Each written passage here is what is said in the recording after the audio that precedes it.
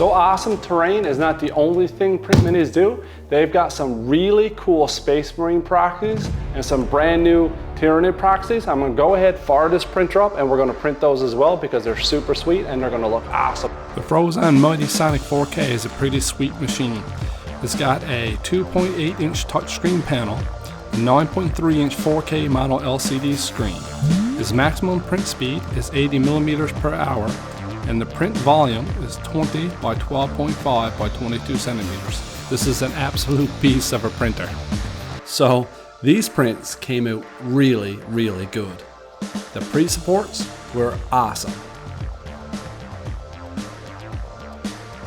And you can see here, they just peeled right off the miniature without leaving any scarring whatsoever. Perfect.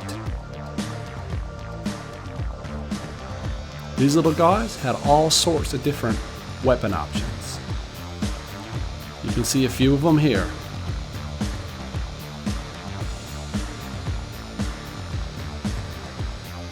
Now this has to be my favorite print.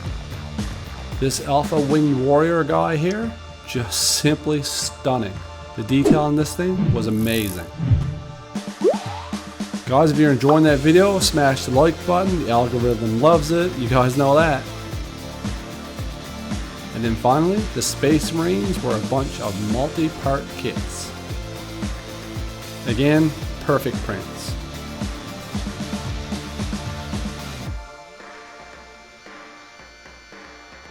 Went together like a glove, and you gotta love those flamethrowers. These paint schemes were inspired by Jurassic Park, and my subscribers know why, because it was part of a much bigger project that I'll link at the end of this video. Of course, I used the dinosaurs along with the Jurassic Park workers' uniforms to come up with these paint schemes. Now let me show you what I did. I primed these with some necrotic flesh, and then I gave it a really fast and quick wash with some plasmic bolt and medium speed paints by Army Painter. Once that was dry, I went in with some Dark Angels green and did all the carapace sections.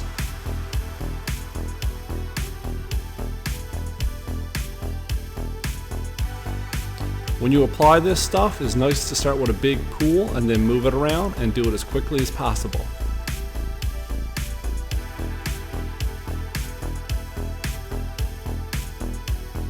Then I went ahead and used some dark wood on all the claws and talons. Again, you want to do this as quick as possible, and when this stuff starts to dry, you really shouldn't move it around a lot with your brush. Just let it dry where it dries. Next up, a watered down sepia, and I washed all the flesh again just to make it a little more darker and add a little bit more shadowing. Again, quick and dirty. Finally, using some Vallejo game color, I use a little bit of camo green to paint all the wing sections.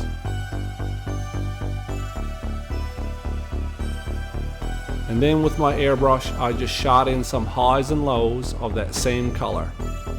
Cayman green mixed with that camo, and then a little bit of necrotic flesh mixed with the camo.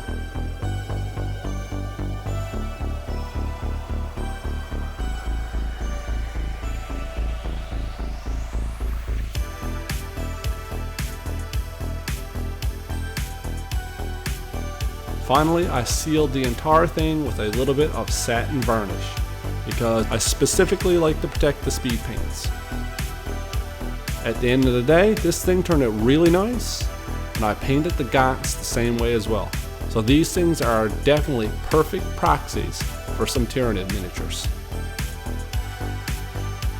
Next up, I went ahead and primed all the Space Marine proxies in black. Then using some gray followed by a white, I dry brushed up some highlights. Now, the more highlights you dry brush up, the better this will turn out in the end. And this was my chance to bust out my Gaahleiri Air Brushes again. The quality of these things is amazing. You can really feel it in your hands, and they're very affordable. I recommend you check them out. I'll link them in the description below. Now, when shooting these speed paints through an airbrush, it's really important that you mix them and water them down. I like to use about 50-50 from the speed paints and the medium, and then double that with Windex, and I usually get this nice semi-transparent color that'll allow all that pre-shading to shine through. Then it was just a matter of picking out the details with some more speed paints. Again, we're going for really quick paint jobs here. The weapon I did in black, and a few of the details on the miniature, black as well. Then, using some Zealot yellow, I highlighted in the shoulder pads. Just the top part here, because I wanted to leave it mostly that uniform color. A little bit of yellow on the flamethrower effect, which is a really cool feature of these miniatures. And again on the kneecaps. Now I wanted to bring in some red, so I decided to go ahead and do a shoulder pad with blood red.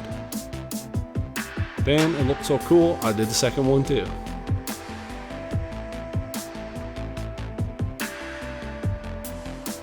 Next up, a very light dry brushing of Somber Gray just to highlight the flamethrower a little bit.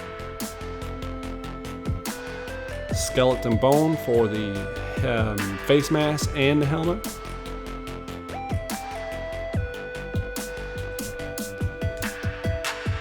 Picked out some gunmetal parts again, just a few details on the miniature here and there to add some variation.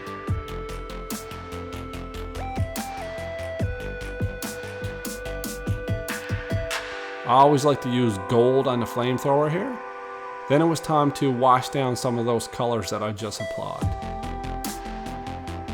So sepia went on the bone and gold areas, and I also went in again and just did a little bit of highlighting on the helmet with some bone and white just to make it pop. I washed the flame down with some blood red speed paint. This is a Citadel Technical blue soul stones. This is really good to do visors. So you want to base coat it with silver, then hit it with the technical.